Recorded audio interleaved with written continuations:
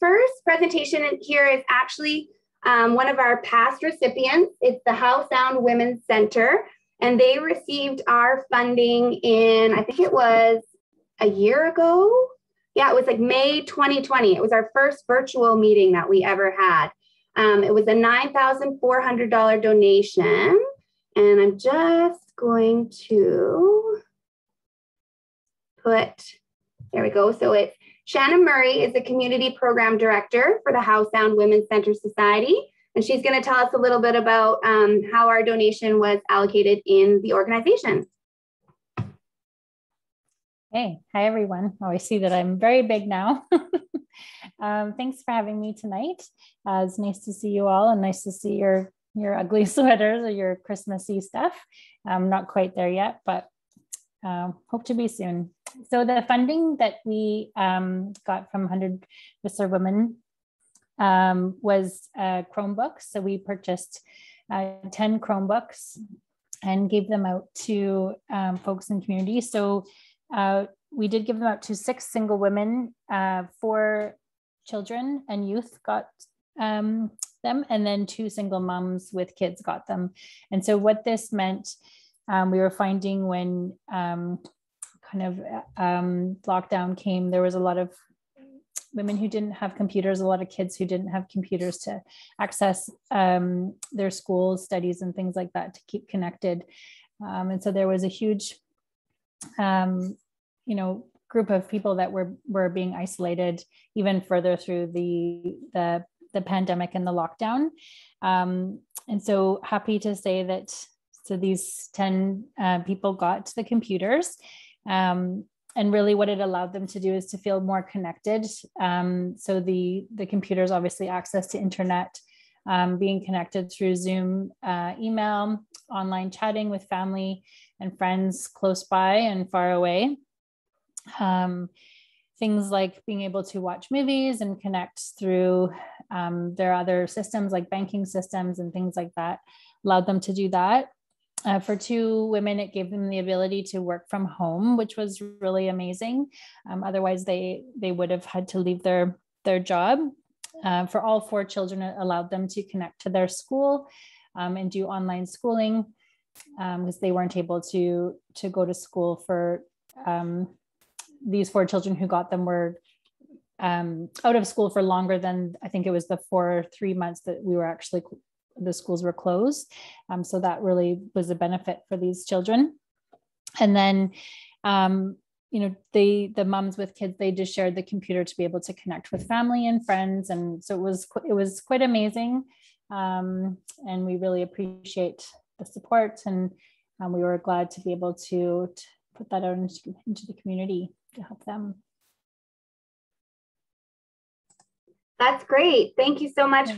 I'm glad that we were able to provide that for some of our community members in need. So that's great. Yeah, amazing. Thank you.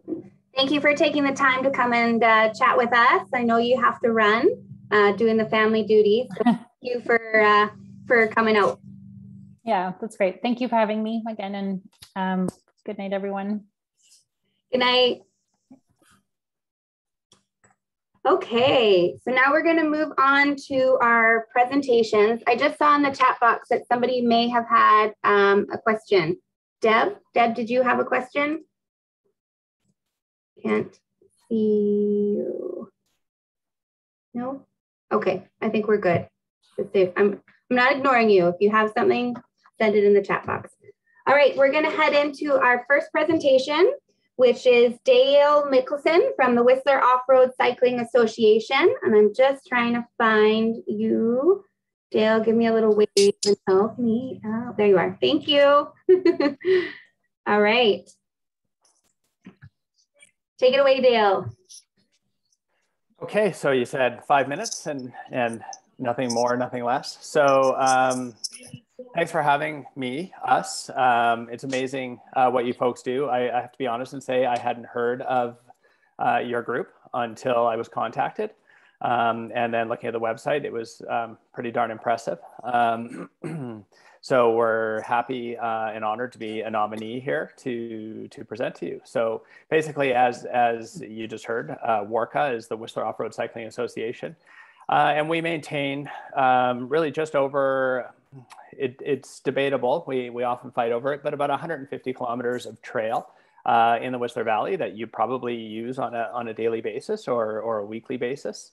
You know, the best way to think about what we do is if there's a trail that you ride your bike on, walk on, jog on, walk a dog on, crawl on, somersault on, nature bathe on, whatever you do that is not in the Whistler Bike Park and not in Lost Lake and it's not paved, it is probably maintained by the Whistler Off-Road Cycling Association.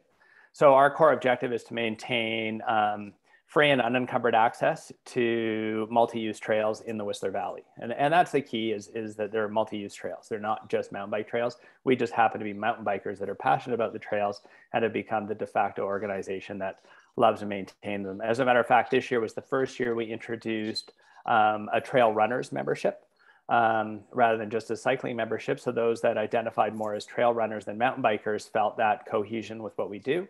And it also gave them an opportunity to work with us to borrow our technology, we'll say, for our Toonie series.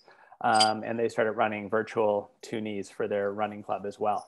And we're continuing to outreach to those other associations that may share and use our trails in a purposeful way rather than just simply a recreational way. So I guess why we're here tonight is one, we were nominated. So thank you very much. And asked what we would use this funding for. Some of you may or you may not know, we receive what's called fee-for-service funding from the Resort Municipality of Whistler. Other groups like Arts Whistler do as well. But those are very prescribed set of funding parameters.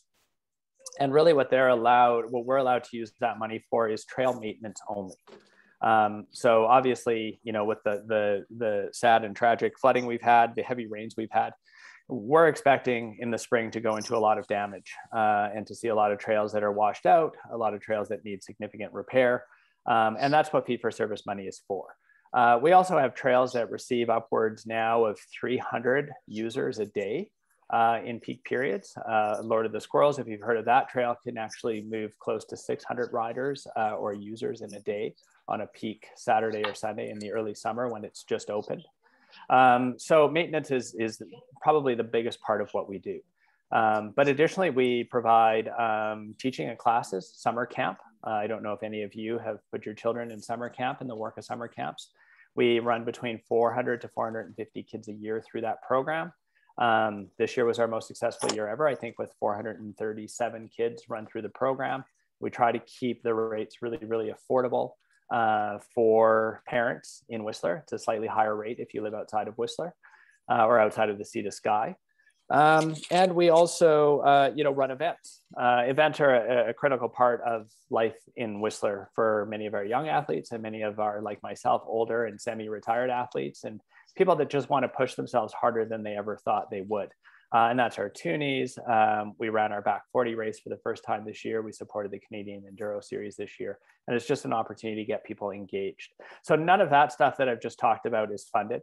The other thing that's not funded is trail construction.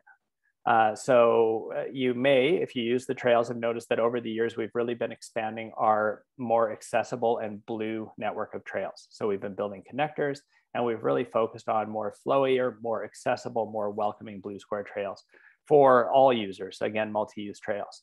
We'd like to expand that over the next 2 years in a significant way. We are on the verge of getting approval from Recreation and Trails BC for 2 new significant additions to the trail network.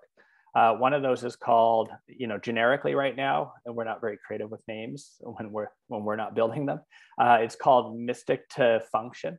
And that'll be a 3-kilometer blue square trail going from the midpoint of the Into the Mystic Trail, which is the large climbing uphill trail up to the Lord of the Squirrels network, to give greater volume of use to that, $1 million municipal climbing trail, which is wonderful to go up, but right now it really feeds one alpine trail network. And so to grow that network. So this will become the perimeter trail for that will allow 3 kilometers of blue square descending or more intermediate level hiking. that will eventually feed into a larger network of trails in the Function Junction area, which is a designated area that can manage more trail use, will have more accessible parking in the future, and is outside of the, as you've heard, we have bears back in Whistler, grizzly bears. For many people, that's horrifying, but for environmentalists, that's a very positive return in Whistler. So it really allows us to focus and concentrate use in areas that are outside of the areas that those bears want to call home again. So that's a huge project that would probably take 3 years to build. It's unfunded at this time. So your money would be directly associated with that. And then further to that, we had a very active member of the cycling community that worked for Cro-Mag Bikes, which is a local cycling company here in Whistler based in Function Junction. His name was Darcy Burke. He passed away after a fight with cancer this year. And so there's a zone in the Jane Lakes area, if people are familiar with that, up above Cheakamus. And it's sort of a disconnected network, and it's an area that Darcy was passionate about. So it's to start building that connection to bring Jane and Jake Lakes closer to the community and more accessible to the community, other than by washed out old fire road. So those are the two trails that we are expecting to seek or have approvals from the province on, and currently are unfunded. So we look to folks like you and other donors that want to help expand our network and really bring greater trail experiences to the community. And so that would be our ask to you. Awesome, thank you, Dale. I'm just going to unmute and make Katie, she's our question person. There we go. So if anybody has a question for Dale or Warka and his presentation regarding the donation, please pop it into the chat box and Katie will present that for you. So it might just take a minute. Dale, do you have any sort of total for how much those two trails are looking for? I think you mentioned for the first one, but I didn't hear for the second one.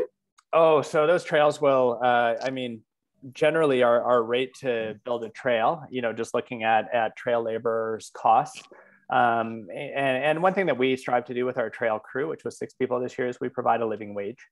So they're all, we sort of pay higher than a lot of local employers. That's important to us. So it's about $40 per linear meter of trail.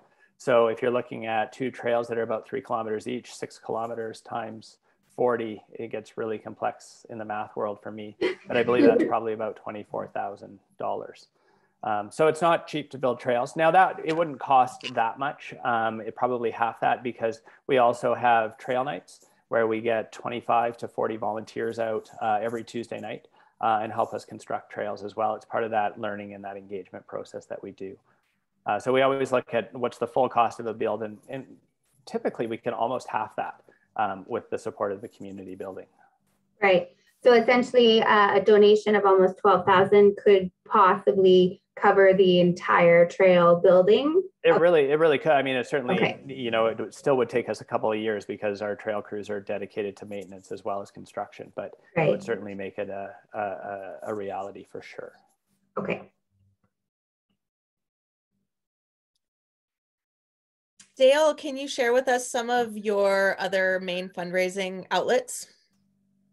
Yep. So, I mean, outside of the fee-for-service, which is the Resort Municipality of Whistler, our other outlets is membership, obviously. So this year was really interestingly and positively, this year was our highest membership enrollment ever. So almost 1,900 members this year. Ever since I've been involved with the board, which is 5 years now, we've wanted to hit 2,000. And this year, even without Fat Wednesdays running in the bike park, which is a big generator of membership, we almost hit 2,000. So we feel comfortable for next year. So one is membership. The second one is so many of the local businesses run fundraising events for us. I don't want to pick any particular one, but folks like Cro-Mag, RMU, Arbutus Roots are continuously doing beer nights or selling product where we're branded on it. And raise money specifically, usually for targeted trails that they're very interested in or that's a part of their passion project, which is great because any of that kind of fundraising money is unencumbered. And we don't use it for operations. It almost entirely goes to trail construction. Great. We have a request from Courtney Knight for us to help name a trail. Yes. So yes, we're having that conversation at our board retreat. So whenever summer ends and the insanity dies down a little bit, we have a board retreat. So we just finished that retreat, and we certainly felt that we could that for the Darcy Burke Trail is different. That will probably be either just simply the Darcy Burke Memorial Trail, or his partner will be involved in the naming of that trail. But this trail, we were thinking if we had active donors that really step forward and help bring forward this trail, we might engage them to either help name it or help develop the process around naming that trail. And then we've also worked with and gotten approval from the RMLW, or tentative approval, even though it's not a real trail yet, to find a way to celebrate the donors that help bring that trail to reality, which is atypical on our trail program, unless it's a memorial kind of effort. Oh, that's lovely. And there is love and gratitude for the tribute for Darcy from Michelle Williamson, passing that along. Courtney Brown has a question. Has the pandemic affected work as other fundraising efforts and outlets? So interestingly, last year, so 2020, the first year of the pandemic, our fee-for-service funding was cut. No blame to the RMLW here. Everybody's fee-for-service was cut significantly. Mm-hmm. We were cut to $40,000, which really meant all we would have been able to do was spring maintenance and then just walk away, which would have been unfortunate for the trails, but more to me, unfortunate that we couldn't employ the people we always employ year over year. But last year, people in the community or connected to the community came out in a big way. And we generated almost $60,000 in funding from the general public, some significant donations from wealthy people whose families have just grown up here and knew we were in a time of need. Now, as we rolled into year 2 of the pandemic, who would have thought, fortunately our fee-for-service funding went back up because we all realized that the trails would just suffer irreparably. But our funding, because people's pockets are getting pretty threadbare, I would say, through this year, certainly went down. Mm-hmm. Any further questions from the group? I think that's it for now. Thank you, Dale. So much, okay, awesome. Dale. Thanks so much for the opportunity. Perfect. All right. We're going to move on to our next presenter. I am looking for Chelsey. There you are. This is Chelsey Walker, who is the Executive Director of the Whistler Adaptive Sports Program. So take it away, Chelsey.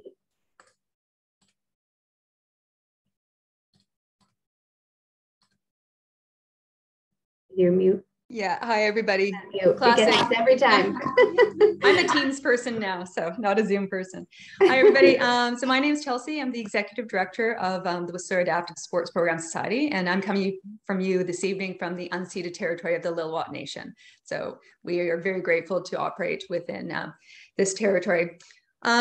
So what to tell you, I was here 2 years ago, almost exactly the same day, and so much has happened since then. So I don't know if you remember, but Whistler Adaptive Sports, we're a multi-sport organization that operates across the Sea to Sky corridor. We have 18 different sport programs, and we start aged 3 and up, and across all different types of disability. So that's individuals who with a sensory disability, cognitive disability, physical, or neurodiversity. So in March 2020, just after I came and visited you guys, the pandemic hit, and Whistler Adaptive was very severely impacted. We had to shut down all of our programming.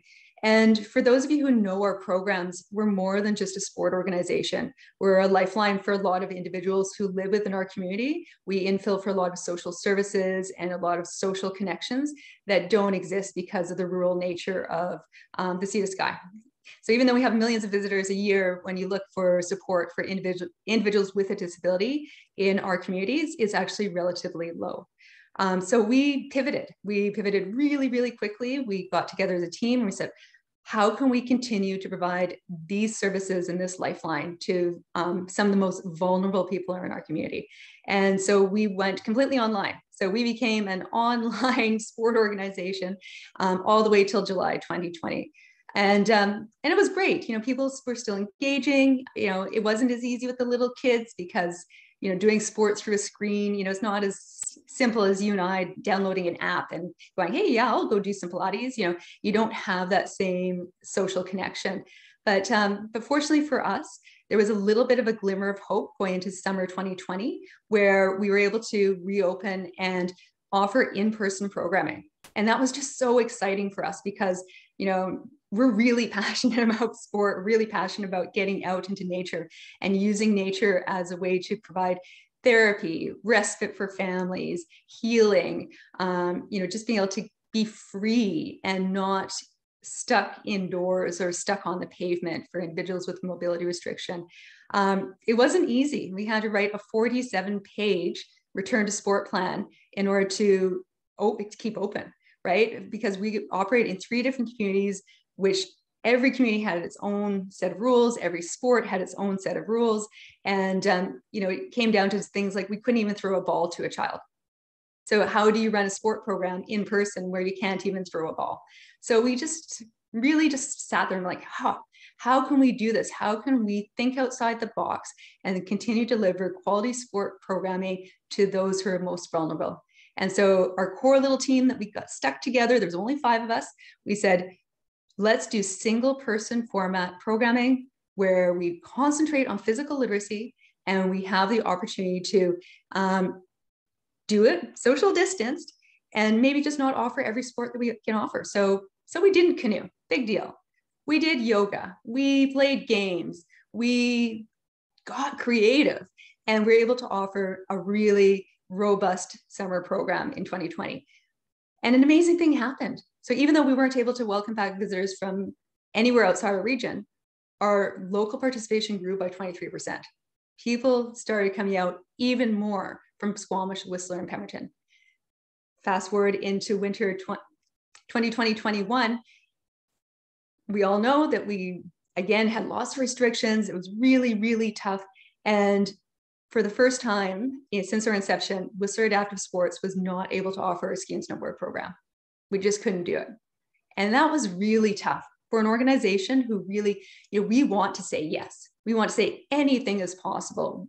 We can get you out there into the mountains, on the hill, into those Nordic trails, and just be happy and look after our mental health and our physical health and our social health and wellness. So that was really, really tough. We had to say no a lot. But we were able to open a small program. We still had some free ride and racing going. And our Nordic program just bumped. We went from 2 days a week to 6 days a week in Nordic. We had parents who would never consider Nordic skiing with their kids come out and get on those trails and left their kids with us, were able to go ski by themselves, have a little bit of respite, because just, we all felt stuck inside, right? Especially in the winter. And for those of us who are parents, like it was especially tough, right? And you take that and then you add maybe the added stress of having a child with a neurodiversity or a behavioral issue in the house. How are you going to deal with that as a mom or a dad or a caregiver? But be able to get out into the Callahan, into the trees, into the snow, have some snow play, to be able to go and just leave your child for an hour. And we did have to shorten all of our lessons because we couldn't meet demand without, making shorter slots. But we did it. And again, we grew by another 15% last year. And again, this is all local individuals who participated. So we're going into winter 21-22, still with some restrictions, still with, some creativity needed in order to do what we do, which is provide the quality sport programming. Administratively, to be able to operate in this environment, it's really a lot. It's so much more expensive. We have to train our coaches, in individual formats online. And then we also have to administrate every single registration to a higher level because we need vaccine passports. Don't forget, everybody we work with, or 90% are immunocompromised. So we're expecting vaccine passports. We have to screen our volunteers really carefully, and that's really expensive. So for us, we've taken a big jump and we said, okay, we're opening back up. We're going to do it like we used to do it, However, it's going to cost us more money. So why am I here today, other than being nominated and pitching to you guys, is we're asking you to help us build back better. We're asking you to help us reopen to full capacity, to be able to welcome back another 200 unique individuals back into programming this next year, and to grow by another 15%. So that means that there would be up to 2,700 lessons offered here locally to individuals living in the Sea to Sky. And 65% of those are children and youth. So super important. We'll be able to offer camps. How exciting. Like, I love camp. So you think about being a kid and being able to get out and not just being the only kid with your coach, right? How boring is that? I mean, it can be fun, but it's not that much fun. But getting out and be able to go out with other kids and to be able to have fun and just be a kid. Even this summer, I brought my daughter to camp, to one of our programs where it was just a single 10-year-old child. And the coach was saying, geez, like, we haven't seen him engage so much because he was always just there by himself. Add another kid in. They were on the trampoline. They were feeding the pigs. It was a farm fit program. They were just having fun. And that's just so rewarding after the long 2 years that we've had. Plus, throughout the last 2 years, because we've had such a different operating format, we really wanted to make sure that we were providing the best possible programming. And so we introduced a full safe sports suite of policy and training for our coaches. And now that we're going to be hiring back 50 coaches to operate at full capacity, it costs $250 to train those coaches in the fundamental safe sport training that we need. Because if we can't keep kids safe in sport and safe from abuse, then why are we offering sport, right? So for us, we're going back to basics. We're really looking at making sure everybody is trained, and in terms of our staff, our coaches, and our volunteers really well. They're screened super well. And we're also going back to basics to be able to offer group-based programs to locals to be able to get out and just have, just forget the last 2 years, really, to get back to sport, to become physically literate and essentially become active for life. So what I'm asking for you guys this evening is to make an investment in helping us build back and essentially giving the gift of sport to those who need it most. So thank you so much for having me, and I'd love to hear some questions. Thank you so much, Chelsey. I'm going to add Katie here. If anybody has any questions, same as before, please pop them down into the chat box there.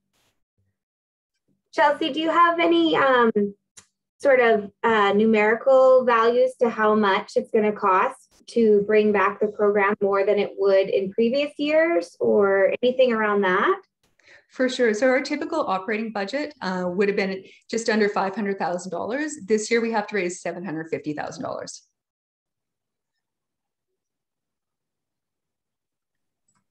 And do you guys have any other plans for raising these extra funds? Do you have anything else on the go? Yep. So we were just about to launch an annual giving campaign. Last year, we successfully raised $100,000. That we're not as confident that we'll get to that level this year. We do feel that in the first year of the pandemic, that people were giving really generously, right? And we were part of what I would call the second wave of gifting, where the first wave being, forward-facing pandemic response. People were giving tons. So if you looked at food banks, food bank donations went up a ton. And then the second wave was individual organizations like ours who were able to open. But this year, it's going to be a little bit tougher because there are more charities back in the space.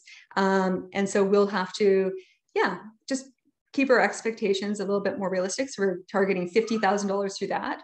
We have an online auction going on right now at the Delta, which just hit over $10,000. And then we're writing a ton of grants. So we've been out there writing like grant after grant after grant for COVID relief, and just to allow us to hire back our staff, to get back up to previous staffing levels, and to make sure we can continue to operate in a pre-pandemic way, but with all these new enhancements. Do you get any government funding? Oh, sorry, Katie. Oh no, we can start it on that. Do you get any government funding, and how have the grants been going so far? Yeah, so we so through the pandemic, we were able to get the queues. at first we were not. We actually had to fight all the way to Parliament to be included in the CEWS process. It was really, really scary and stressful and tough. We stared down the bottom of our bank account down to about $30,000, which was like just nerve-wracking. Like I was just, if you were in meetings with me, I was like very stressed all the time. But once the CEWS came through, we were able to get some government funding, which was great, but that's now running out. And other government funding in a typical year would be through the RMOW, which is about $6,000 to $8,000. And then we are a service provider for the BC government for autism funding, but there are no federal dollars. And we do have a little bit of funding from the District of Squamish and for the Village of Pemberton to provide programming to them. So in the $5,000 range, so not a ton. Another question is, how many volunteers do you have? And maybe if you can offer us kind of the difference between a pre-pandemic year and this coming year. Yeah, so we used to have about 180 volunteers, and we actually went through a major bump in interest in volunteerism through the pandemic. I think a lot of people were just looking at their lives and wanting to give back to community. So I know I personally last year interviewed about 70 volunteers through July through to November. And then this year, there's been 15. So we've seen a complete up to, in the middle of the pandemic, and now we're seeing a huge decline. So we are having to resort to using more paid staff from time to time because it just, everybody's working a ton, or they don't have the bandwidth to be giving back at this time, or they're a little bit older and they're not comfortable going into children's programs with kids who are unvaccinated. Fair enough. Yep. We have a request to share how we can volunteer. So maybe Ash, that's something that you can send out in the post email, but you've got a great audience now. Do you want to share some of the benefits and kind of perks and values of volunteering for you? Totally. Well, we think we have one of the best crews in town, so that we're super fun. No 2 days are exactly the same.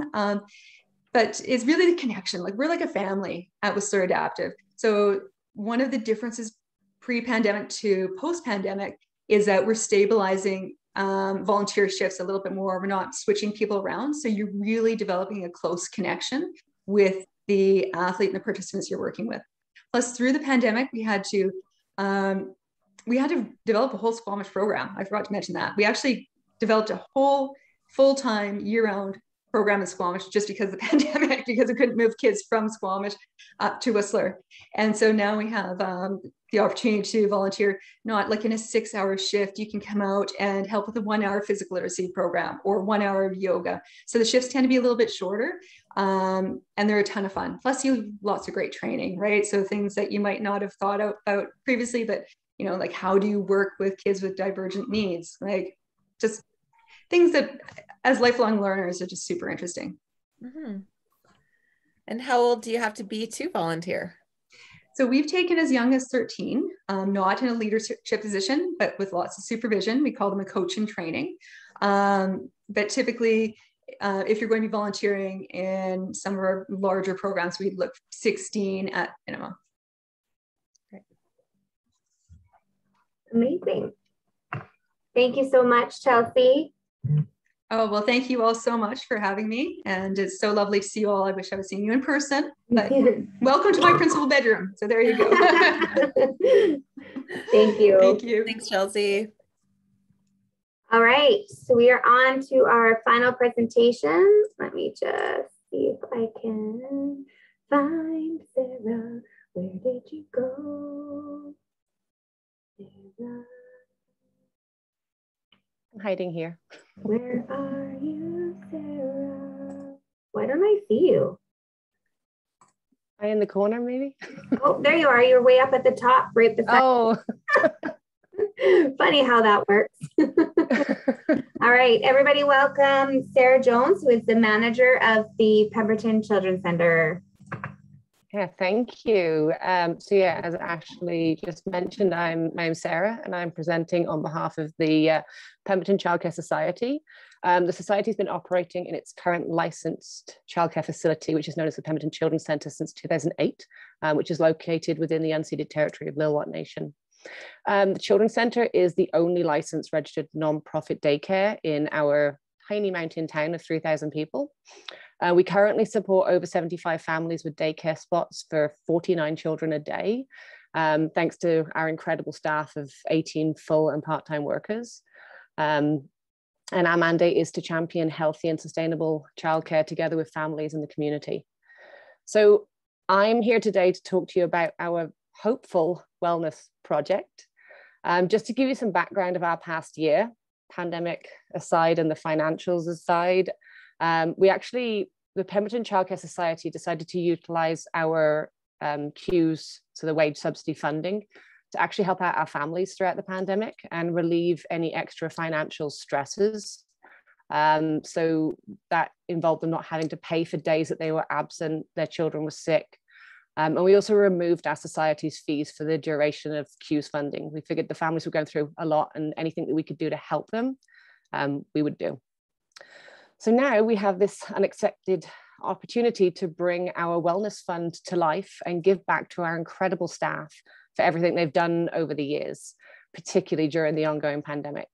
So not only have they shown up, cared for, nurtured, and given 100% every day, they've also taken on a lot more during the pandemic. If successful with the funding, there would be 3 components to the wellness fund. We would hope to allocate up to $1,000 towards 2 online parent workshops with the wonderful Greg McDonald on childhood behavior, identifying challenging behavior and coping strategies to manage this. We recently had an all-staff workshop with him, thanks to funding through Whistler Community Foundation, and the staff learned so much, and we want to give to the families and support them and give them access to the same tools that our teachers acquired during this full-day workshop. The second part of the Wellness Fund would be to allocate a big portion of these funds towards extending sick days available this year and adding in mental health days. Most of our staff have had many days off already this fiscal year with the seasonal sickness that sweeps the centre every fall. And a lot of them are now in a negative amount on their sick day funds. So our staff would need to accrue these hours back before having access to any further. And in honesty, staff often pick up bugs from children. So while the pandemic, we've tried to give space, the reality is it's not always possible. And there are still children's tears that need to be wiped and owies that need tending to, and cuddles that are needed throughout the day. So yeah, just giving our staff the opportunity to have days off to rest is really important. And then the third part of the wellness fund would be to be able to put some funds towards staff self-care and their own emotional wellness. So whether it be helping to fund ski passes or gym memberships or medical expenses outside of their available benefit plan. We fully believe that you can't fill from an empty cup, and we want to ensure that we're able to fill our amazing teachers' cups so they continue to nurture, guide, care, and provide the profound relationship to children with which they work, our children and the children and future community members. Yeah, so in a nutshell, that's the Wellness Fund. And I just want to say a huge thank you for this opportunity. This collection of women, you all are doing such amazing work for the community through your funding opportunities. And thank you for inviting us to share our organizational hopes and dreams with you. Thank you, Sarah. It's amazing. I'm just going to add on the lovely Katie here. All right, I think we have one question there. Yep, so it's regarding the parenting classes that you mentioned. Can anyone join these parenting classes, or would you just offer them to the parents of the children at the Pemberton Child Care Center? We had thrown around the idea of doing it as a 2-part, so doing an online workshop for our families so that Greg can facilitate like answering questions, and then also transferring it into a webinar so that if families can't join us or anyone else wants to have access to this, they can do so. Great. How many teachers does the PCC have? And do you have families from Whistler commuting up as well? We do have some families from Whistler and have had in the past. And we currently have 18 staff who are on maternity leave.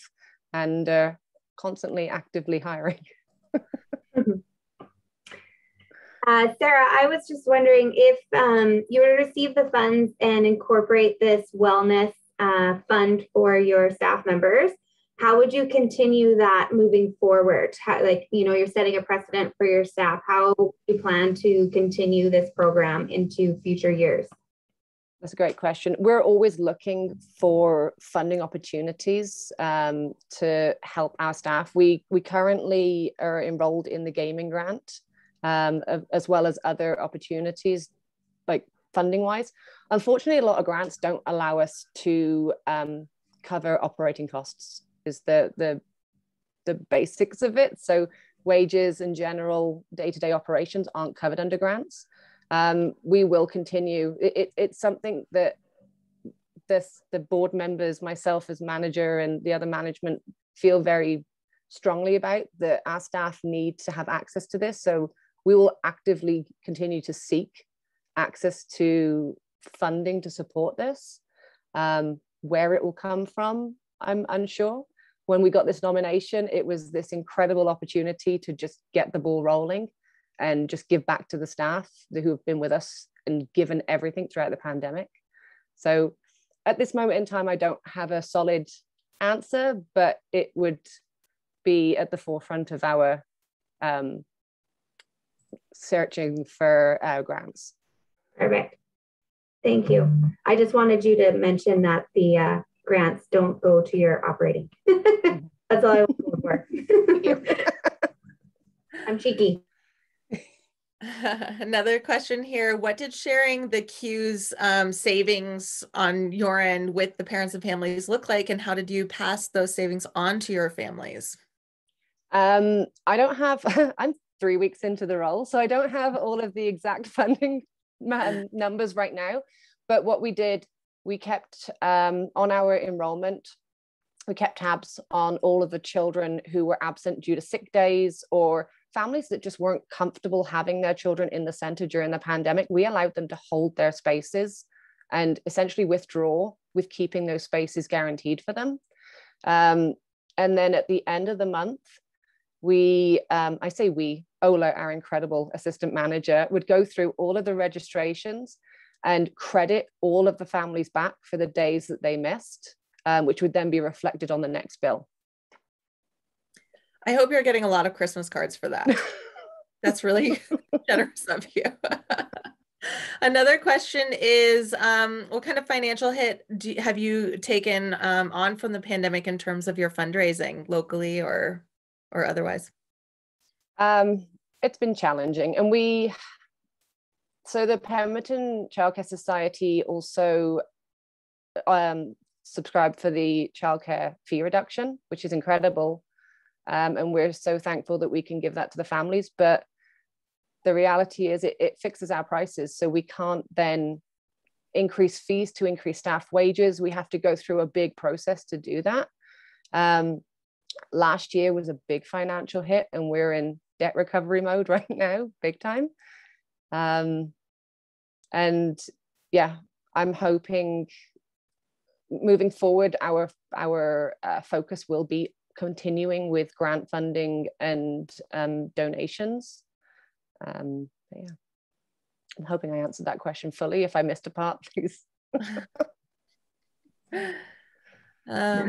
We have some mad props about this town needing more employers that care about their employees like you. So thank you. Kudos to the team there.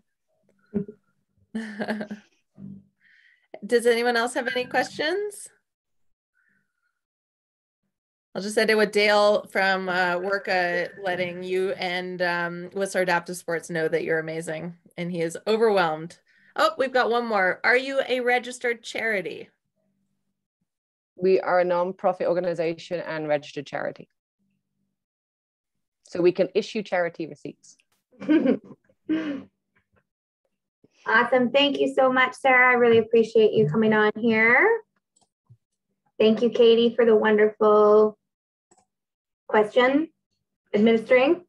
Very professional.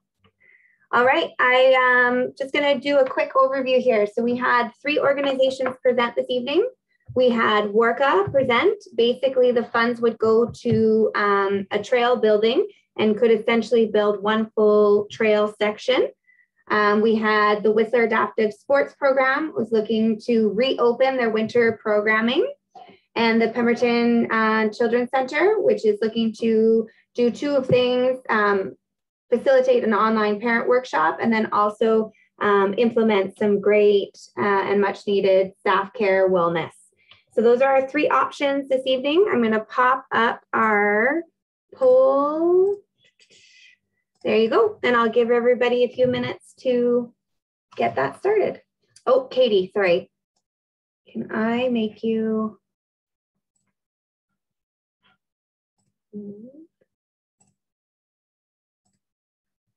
Katie, can you poll now? Okay, good.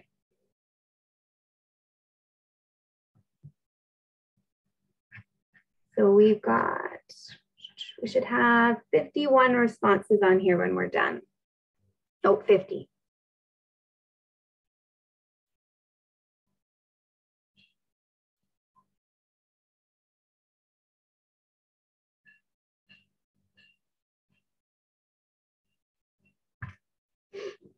Just give it one more minute.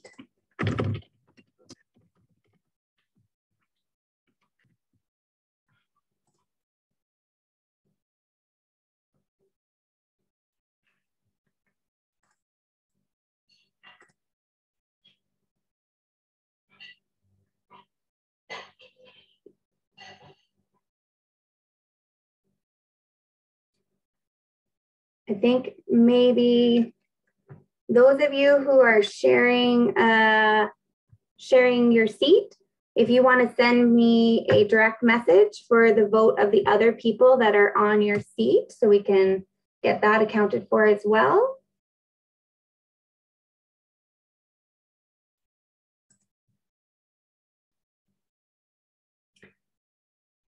Yes, and if you are a presenter, please don't vote, unless you're a member as well. If you're a member, place your vote.